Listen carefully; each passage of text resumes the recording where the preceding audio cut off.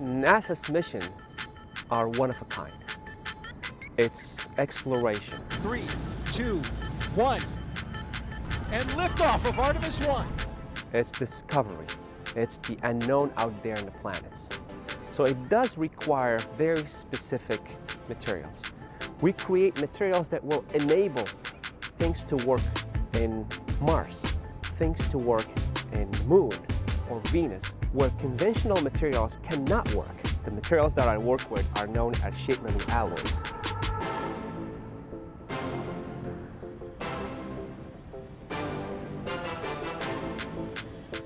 My name is Uthman bin Affan.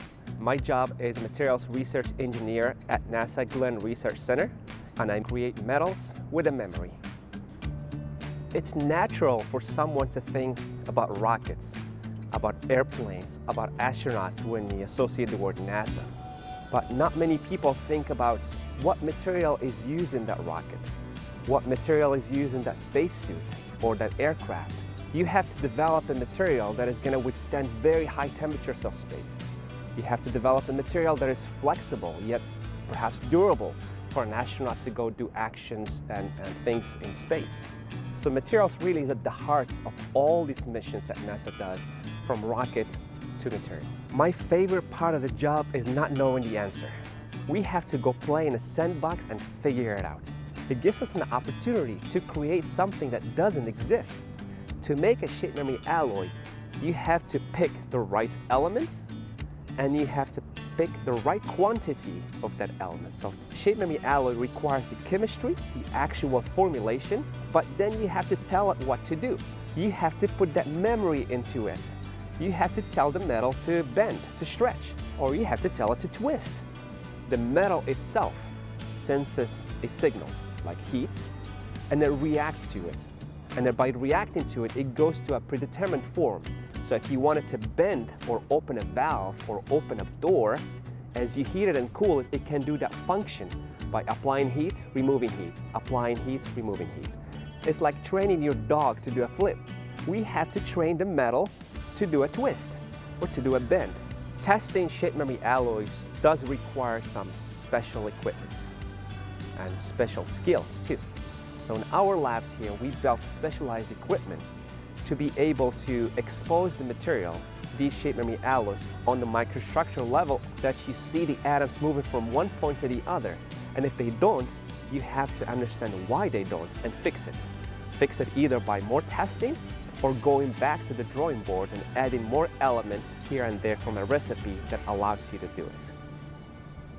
As a kid, I wasn't exposed to space. I wasn't exposed to NASA.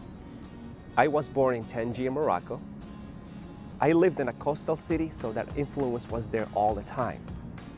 I always imagined myself working on building ships or submarines. And here we are today.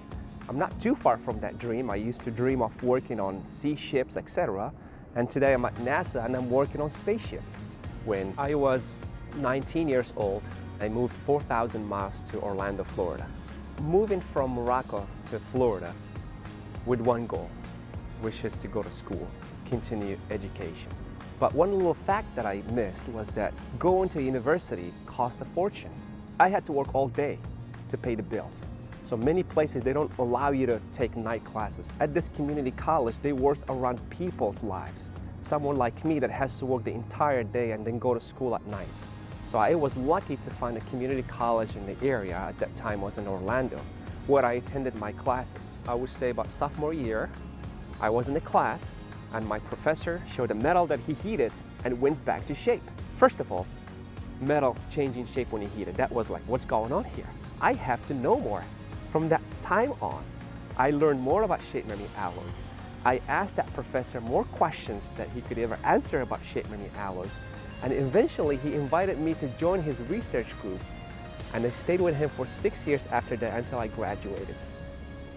I am at NASA today, not because I'm a genius or I'm special. I really think about myself as a dedicated learner. When I need to learn something, I turn every rock until I find a solution, and I go for it. And that will be my number one advice is, if you want to learn something, no one will hand it to you. You have to go grab it.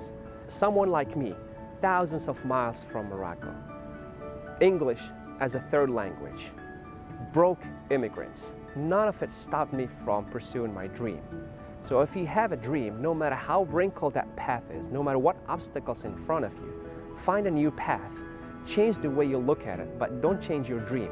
The sky is not the limit. Just go for it.